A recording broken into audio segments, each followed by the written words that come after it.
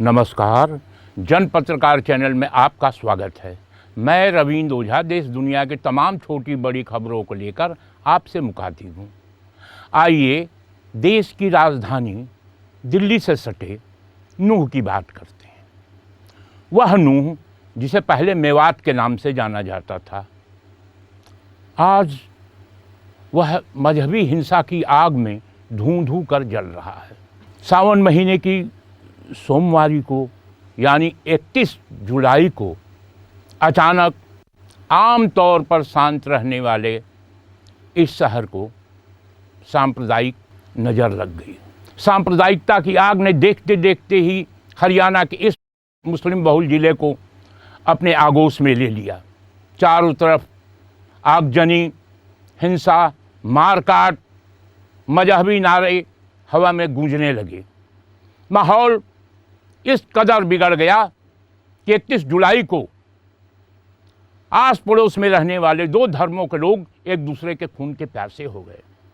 ऐसा क्या हुआ जिससे कि राजधानी से 1.5 घंटे के सफ़र की दूरी पर स्थित नूह का माहौल अचानक खराब हो गया, खूंखार हो गया।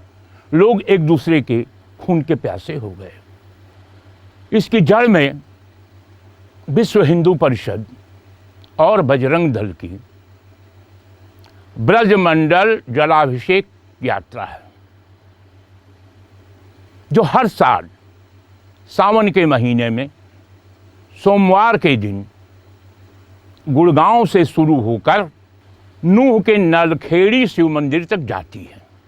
हाल के वर्षों में इस यात्रा को लेकर के नूह, मेवात या उसके करीबी इलाकों में कोई तनाव नहीं हुआ करता था, लेकिन इस बार माहौल पहले से ही तनावपूर्ण था। पहले से ही सोशल मीडिया पर एक दूसरे को देख लेने की बात चल रही थी। प्रशासन को भी इसकी भनक थी। पुलिस के आला अधिकारी और प्रशासनिक अफसर, यहाँ तक कि हरियाणा के मंत्री और विधायक भी इस बात की पुरजोर कोशिश किए कि जलाभिषेक यात्रा शांतिपूर्ण तरीके से संपन्न हो जाए। लेकिन तनातनी के माहौल में शुरू हुई यह यात्रा अपने मुकाम तक सकुशल नहीं पहुंच पाई। 31 जुलाई यानी सावन के सोमवार के दिन गुड़गांव यानी गुरुग्राम से यह यात्रा दोपहर बाद 2 बजे नलखेड़ी शिव मंदिर के लिए रवाना हुई। इस यात्रा में हजारों की संख्या में नौजवान, विश्व हिंदू परिषद के कार्यकर्ता, बजरंग दल के कार्यकर्ता, दुर्गा वाहिनी की महिलाएं और भारी संख्या में आमजन शामिल थे। हर हर महादेव, बम बम भोले, राधे राधे के जयघोष के साथ यह यात्रा आगे बढ़ती है। जैसे ही यह यात्रा नूह कस्बे से पहले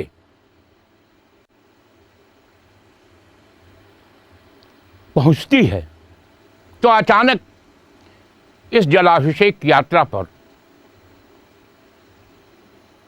पत्थरों की बरसात शुरू हो जाती है। दूसरे समुदाय के लोग उन्मादी मजहबी नारे लगाते हुए इस यात्रा की ओर बढ़ने लगते हैं। यात्रा में शामिल गाड़ियों, बसों, ट्रैक्टर को आग के हवाले किया जाने लगा। अचानक हुए इस हमले से यात्रा में शामिल लोगों में भगदड़ मच गई, जिससे जहां बचने की जगह मिली वहां भागकर छुप गया। विश्व हिंदू परिषद के सुरेंद्र जैन का आरोप है कि जैसे ही यात्रा पर पत्थरबाजी शुरू हुई, हरियाणा पुलिस के चंद जवान जो यात्रा के साथ चल रहे थे वह भाग खड़े हुए और इसके बाद से यात्रा में शामिल लोग भी भड़क उठे। उन्होंने भी पत्थर उठाए, जो कुछ उनके पास था इसको लेकर के आत्मरक्षार्थ हमलावरों पर टूट पड़े। दोनों ओर से जमकर पत्थरबाजी हुई, गोलियां चलीं। स्थिति कितनी भयावह रही इसका अंदाजा आप इस बात से लगा सकते हैं कि इस जंगली युद्ध में मौके पर ही होमगार्ड के 2 जवानों की पीट पीट कर हत्या कर दी गई।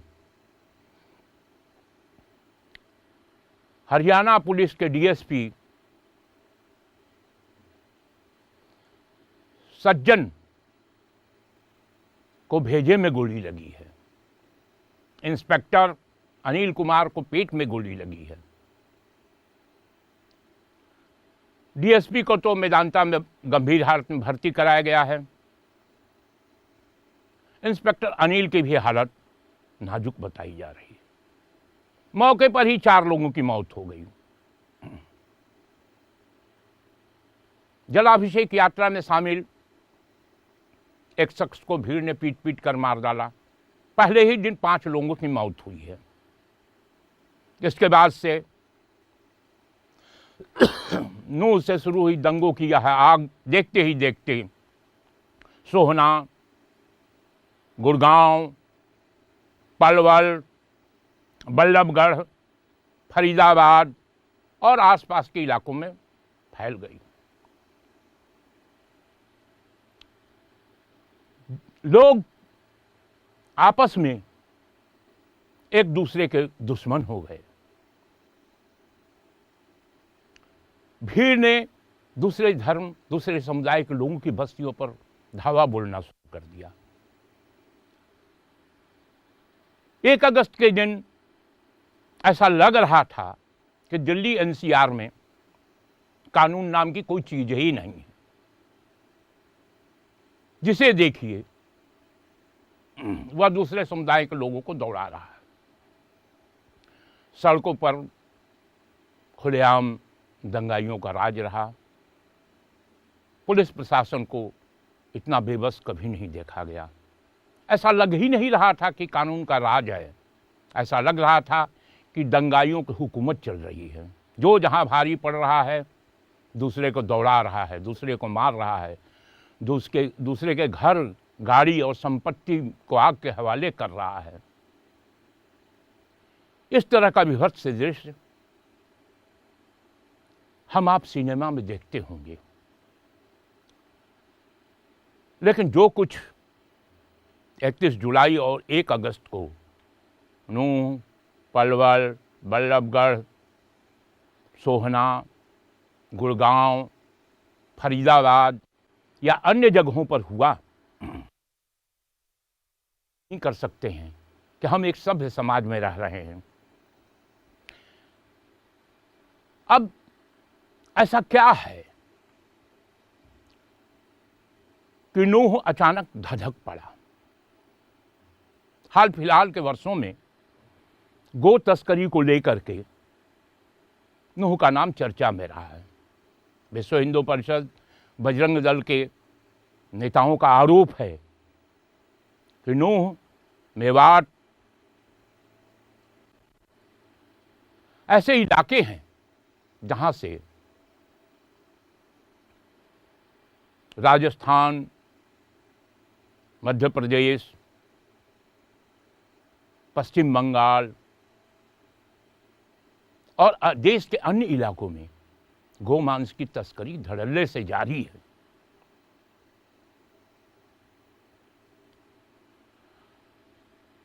इसको लेकर के नूह के नेताओं, स्थानीय माफियाओं का बजरंग दल और विश्व हिंदू परिषद के नेताओं से अदावत किसी से छुपी नहीं है।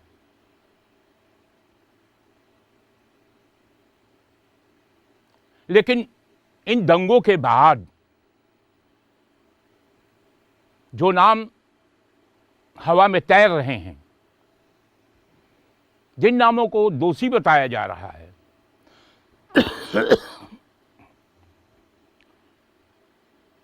जिनके बारे में कहा जा रहा है कि इन्हीं लोगों ने दंगा भड़काया, वैसे 4 नाम सामने आ रहे हैं। उसमें बजरंग दल के गोरक्षा विंग के प्रमुख मोनू मानेसर, बजरंग दल के एक अन्य नेता बिट्टू बजरंगी, नूह से कांग्रेस के विधायक आफ्ताब अहमद और फतेहपुर झिरकी के विधायक मामन खां इंजीनियर का नाम प्रमुखता से आ रहा है। नूह के विधायक आफ्ताब अहमद का तो सीधा आरोप है कि मोनू मानेसर और बिट्टू बजरंगी के भड़काऊ सोशल मीडिया पोस्ट से हालात खराब हुए। उसने लोगों को उकसाया, उसने सोशल मीडिया पर यह धमकी दी थी कि मुझे नूह आने से कोई नहीं रोक सकता, दामाद की तरह मेरा स्वागत करने के लिए तैयार रहो, मैं किसी से नहीं डरता। इसके जवाब में नूह के लोगों, मुस्लिम समुदाय के नेताओं और अन्य ने जवाबी वीडियोबाजी की। फेसबुक, इंस्टाग्राम, ट्विटर जैसे सोशल मीडिया प्लेटफॉर्मों को एक दूसरे को देख लेने की धमकी के रूप में इस्तेमाल किया गया। यह सब 31 जुलाई के पहले होता रहा। प्रशासन को इसकी भनक भी थी। डीएम से लेकर के एसपी और स्थानीय नेताओं ने पीस कमेटी की बैठकें भी की। इसमें कहा गया कि यात्रा को शांतिपूर्वक आने दिया जाएगा। लेकिन ऐसा क्या हुआ? नूह के लोग मोनू मानेसर से क्यों खफा हैं? मोनू मानेसर के ऊपर आरोप है कि उसने गाय तस्करी से जुड़े बड़े व्यापारी जुनैद और उसके साथी नासिर की हत्या कर दी। मोनू ने पहले राजस्थान के भरतपुर जिले के निवासी जुनैद और नासिर को अगवा किया। इस संबंध में राजस्थान में एफआईआर भी दर्ज हुई। मोनू मानेसर, बिट्टू बजरंगी और उसके अन्य साथियों को नामजद भी बनाया गया। बाद में भिवानी के पास से एक जली हुई कार मिली जिससे 2 नरकंकाल बरामद हुए। मामला इस साल फरवरी का है। 15 फरवरी को पुलिस ने भिवानी जिले के एक गांव से जली हुई कार से 2 नरकंकालों को बरामद किया, जिसकी पहचान राजस्थान के भरतपुर जिले के जुनैद और नासिर के रूप में हुई। जुनैद के ऊपर गो तस्करी के 5 मामले दर्ज हैं। नासिर उसका सहयोगी था, उसके ऊपर कोई आपराधिक मामले दर्ज नहीं थे। जब जुनैद और नासिर की लाश बरामद हुई, उसके बाद से पूरे नूह इलाके में हंगामा मच गया। लोग सड़कों पर आए, मोनू मानेसर की गिरफ्तारी को लेकर प्रदर्शन किया। इसके जवाब में पलवल में हिंदुओं के वहाँ पंचायत हुई। उसमें वक्ताओं ने चेतावनी दी कि अगर पुलिस मोनू मानेसर को पकड़ने उसके गांव गई तो कोई भी पुलिस वाला वहाँ से अपने पैरों पर नहीं आ पाएगा। ये मामला फरवरी का है। उस समय हरियाणा विधानसभा चल रही थी। हरियाणा विधानसभा में कांग्रेस के विधायक मामन खां इंजीनियर ने खुलेआम धमकी दी कि मोनू मानेसर कभी अमित शाह का फोटो दिखा करके, कभी भाजपा के अन्य दिग्गजों के फोटो दिखा करके हमें डराने की कोशिश करता है, लेकिन हम मेवाती हैं। उसने हमारे 3 लड़कों को मारा है। अगर वो नूह आ गया तो उसे प्याज की तरफ फोड़ के रख देंगे। नूह में हिंसा के बाद से मामन खां इंजीनियर का विधानसभा में दिए गए उस भाषण का वीडियो वायरल है और कई सोशल प्लेटफॉर्म पर उसको बड़े स्तर पर शेयर और पोस्ट किया जा रहा है।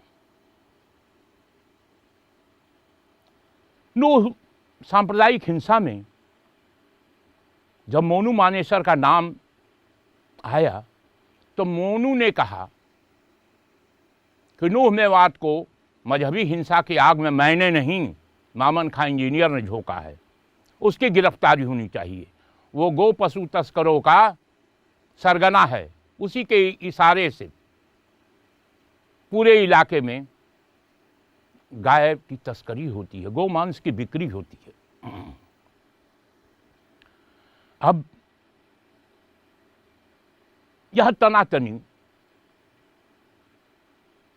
काफी दिनों से थी मोनू मानेसर को लेकर के नूह में।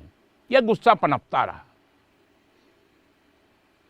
जैसे ही ब्रज मंडल जलाभिषेक यात्रा की घोषणा हुई तो मोनू मानेसर ने फेसबुक, इंस्टाग्राम पर एक पोस्ट डालकर कहा कि मैं भी इस यात्रा में शामिल होकर नूह आ रहा हूं, देखता हूं मुझे आने से कौन रोक लेता है।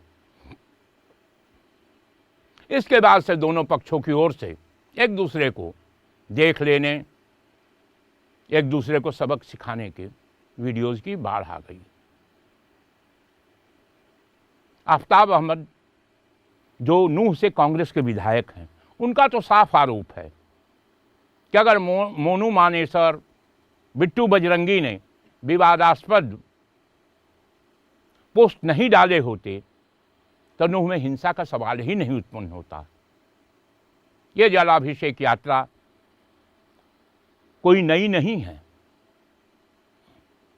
यह जलाभिषेक यात्रा वर्षों से नूह होकर गुजरती है, जिसमें मुस्लिम समुदाय के लोग बढ़ चढ़कर भाग लेते हैं, यात्रियों की सेवा करते हैं।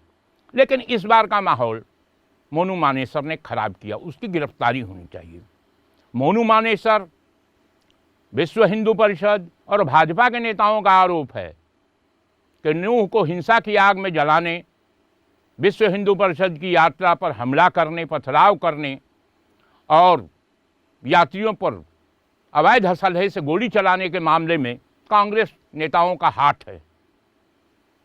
आफ्ताब अहमद हों चाहे मामन खां इंजीनियर हों, दोनों ने अपने राजनीतिक स्वार्थ को साधने के लिए लोगों को उकसाया और उन्हें भड़काया कि ये लोग तुम्हारे ऊपर चढ़कर हमला करने आए हैं, इनका मुंहतोड़ जवाब दो। 31 जुलाई को जो हिंसा भड़की वह इसी की परिणति है। दोस्तों, धार्मिक आयोजन होते हैं, इस तरह के विवाद भी होते हैं, लेकिन हालात इस कदर खराब हो जाए कि पुलिस मैदान छोड़ के भाग जाए, लोग भागकर मंदिरों में शरण लेने के लिए बाध्य हों, हमलावर हथियारों का ऐसे इस्तेमाल कर रहे हैं जैसा लगता है कि उन्हीं का राज चल रहा है, तो कानून व्यवस्था पर सवाल तो उठता है कि हरियाणा की पुलिस क्या कर रही थी, हरियाणा का प्रशासन क्या कर रहा था, वहाँ के मुख्यमंत्री क्या कर रहे थे।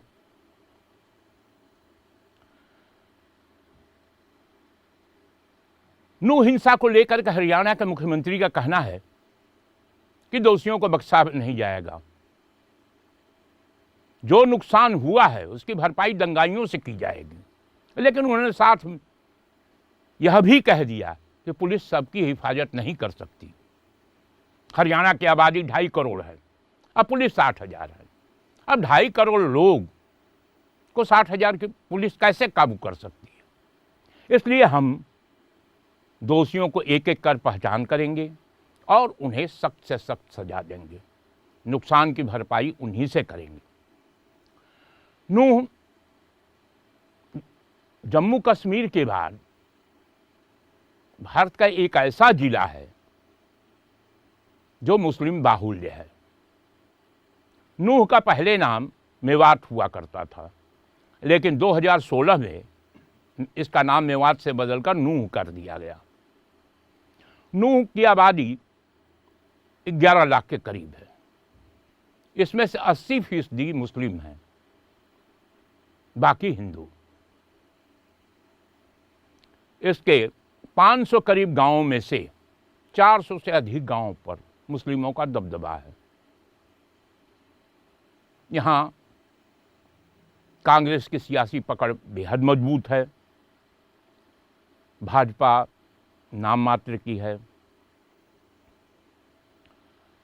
कांग्रेस के इस किले को उखाड़ने के लिए सियासी दांव पे चले जाते रहे हैं समय समय पर। आफ्ताब अहमद का तो यहाँ तक कहना है कि यह हिंसा 2024 के चुनावों के मद्देनज़र की गई है ताकि हरियाणा की बाकी सीटों पर यह संदेश जा सके कि जहाँ मुस्लिम मजबूत है वहाँ अपनी दबंगई करता है। इसलिए हरियाणा की बाकी सीटों पर हिंदू वोटों का पोलराइजेशन हो जाए। उनका यह भी आरोप है कि नूह को सांप्रदायिकता की प्रयोगशाला बनाया है भारतीय जनता पार्टी ने। इसके उलट विश्व हिंदू परिषद, भारतीय जनता पार्टी और बजरंग दल के नेताओं का आरोप है कि कांग्रेस हमेशा से मुस्लिम तुष्टीकरण करती है, वह अल्पसंख्यकों को झांसे में रखती है और उनको वोट बैंक के तौर पर इस्तेमाल करती है। नूह में कांग्रेस के नेताओं ने अपनी सियासी पकड़ मजबूत करने के लिए इस दंगे को अंजाम दिया ताकि आने वाले चुनाव में उनकी सीट पुख्ता रहे। बहरहाल नूह एक ऐतिहासिक शहर है, एक ऐतिहासिक जिला है। मेवात और मेवातियों का अपना इतिहास रहा है। 16 जून 1527 को मेवात के नवाब हुसैन खान ने बाबर के खिलाफ युद्ध में राजपूत शासक राणा सांगा का साथ दिया था, जबकि बाबर ने नवाब साहब को कहा था कि हम आप मुसलमान हैं, आप क्यों एक काफिर का साथ दे रहे हैं। उन्होंने कहा कि तुम बाहरी हो, तुम हमलावर हो, तुम हमारे वतन पर खतरा हो। जो हमारे अपने हैं हम उनके साथ मिलकर अपने वतन की हिफाजत करेंगे। इसका जिक्र बाबर ने अपनी पुस्तक बाबरनामा में किया है। इसके अलावा मेवात पर बहुत कुछ काम हुआ है। मेवात पर उपन्यास लिखे गए हैं, मेवात पर फिल्में बनी हैं और मेवात आमतौर पर शांत रहा है। और एक बात आपको और बता दें कि पूरे भारत में, पूरे दक्षिण एशिया में इस समय जो इस्लाम धर्म का प्रचार प्रसार करने वाली संस्था है तबलीगी जमात, उसकी भी स्थापना मेवात यानी नूह से ही हुआ। 1920 के करीब नूह के निवासी मोहम्मद इलियास ने तबलीगी जमात की स्थापना की। इस ताज़ा हिंसा के साथ नूह पर जो दाग लगा है उसे मिटाना सहज नहीं है। लोगों का कहना है कि पुलिस और प्रशासन की लापरवाही के चलते यह जो मजहबी दाग मेवात के चेहरे पर लगा है, वह हाल फिलहाल में मिटाया नहीं जा सकता।